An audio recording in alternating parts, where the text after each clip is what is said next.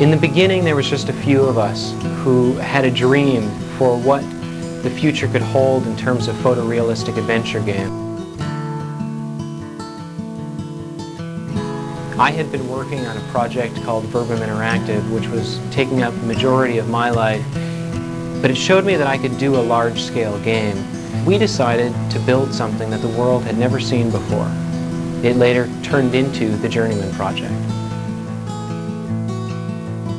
The original team grew very fast. The first person to get involved was Dave Flanagan, who ended up being the lead writer for the project. Immediately we got Farshid Almasazadeh involved, and he ended up being our lead technician and animator, and Greg Euler, who ended up being the programmer. We also recruited Jose Albanil, who had just graduated from art school and ended up being our lead 3D modeler throughout the project. What I remember from the beginning of Journeyman and the beginning of Presto Studios, I was living with Michelle at the time, and we started coming up with ideas for a game that we could do. We had seen Spaceship Warlock. That was the first of the CD-ROM games, and we were pretty excited about it. We figured that we could do something at least as good as that. Yeah, I remember that day when I got a call from Michelle actually saying that they've got this great new idea and they wanted to put together and have me come over anyways and talk to them about it. Dave and Michelle were sitting around the coffee table with this 4-page or 5-page overview of what they had created, and they said, hey, got some ideas, throw them in here. I think we're going to create something.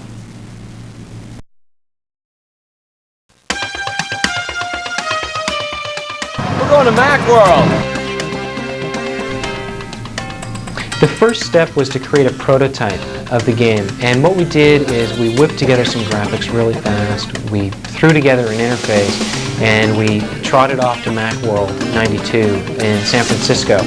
We took a little bit of booth space from a friend of mine at Club Mac, and we showed this prototype. It went off great. We had these flyers, we handed out 10,000 copies of it, and everyone was just wondering when this product was going to ship. In all honesty, we didn't ship until a year later from that date, and only 5% of the graphics from that demo ever made it into the final shipping product.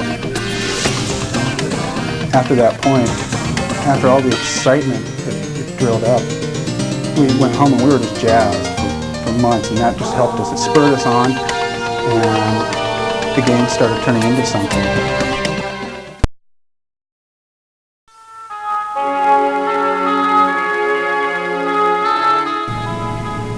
It was after our Macworld 1992 show that we really realized that there was an opportunity to do something incredible, and we knew that we needed some more professional help to get this project done.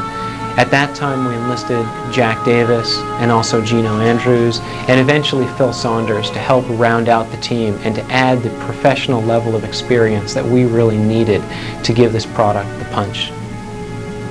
Michelle and I first got together working on a project called Verbum Interactive, the world's first interactive magazine. With that, we learned a couple things. One, that we enjoyed working together, that the art director, designer, program relationship was a very exciting one, a very dynamic, symbiotic relationship. But two, we also learned that we had the potential for doing an enormous CD-ROM based project.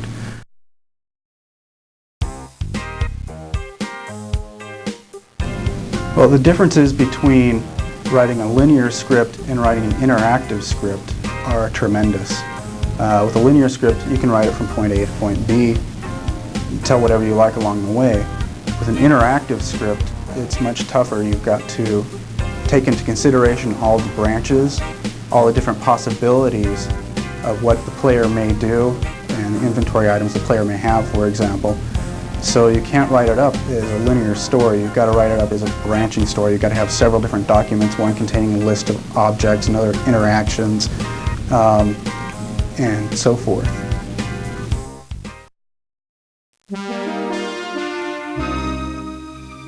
My job on the Journeyman project was as conceptual designer, and I was responsible for visualizing all of the environments and props and essentially the worlds that you travel through in the game.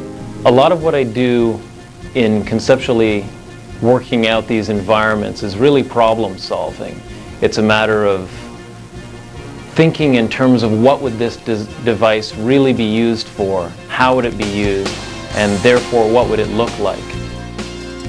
A lot of the environments emerged out of the fact that we needed 3 distinct-looking time zones with different levels of technology in each, progressively looking more advanced. When we first started off, I was working on pretty highly detailed color sketches in marker, but by the end of it, we were reduced to having to do really quick pencil thumbnail sketches and have Jose rip them off of my desk and start modeling them up before I was even finished. An example of that was the machine room in the Mars time zone, where really it's almost an indecipherable scribble, but with a lot of arm waving and a lot of looking over Jose's shoulder, we managed to whip it into pretty much exactly what I had imagined in very little time.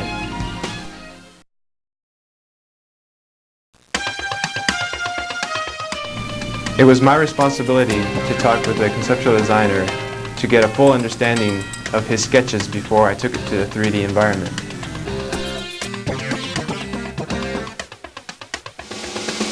Part of my job was to use the modeling tools of Swivel Pro, and I would take the drawings from the conceptual designer, and after I figured out how everything worked, I was able to break the model down and make the models by pieces.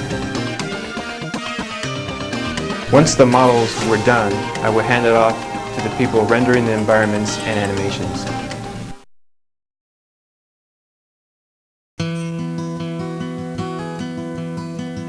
Some of the creative 3D animations that I had to create for the Journeyman project were, well, one of the major ones was the robot walking across the screen. That was quite a feat. The way I approached it was not to use what we were using for rendering. I actually went to a different package. Jose would give me the model in 3D with all of its swivel points set for all the joints, for example, elbow, where it's supposed to bend, and so on and so forth. And then I would take that and using Infinity, animate each little part one piece at a time to try to make it look like a walking robot.